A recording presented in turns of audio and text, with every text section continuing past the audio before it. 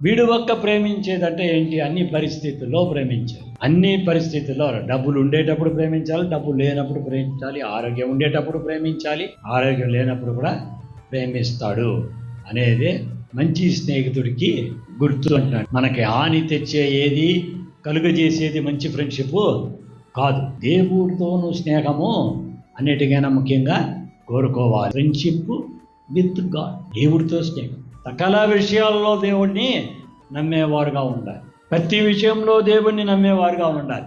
దేవుడు ఉన్నాడు, నేను నమ్ముతున్నాను అనేది ఫ్రెండ్షిప్కి స్టార్టింగ్ పాయింట్ కాదు. దేవుడితో ఫ్రెండ్షిప్కి స్టార్టింగ్ పాయింట్ ఏంటి?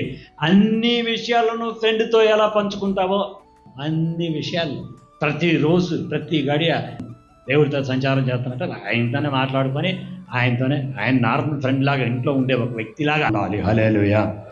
మంచి ఫ్రెండ్లు మనం కోరుకోవాలి, మంచి ఫ్రెండ్లుగా మనం ఉండాలి. ఫ్రెండ్షిప్ అనేది బాది అన్నిటినీ బంధుత్వాన్ని మించింది, కాటి దేవుడిని మించింది కాదు.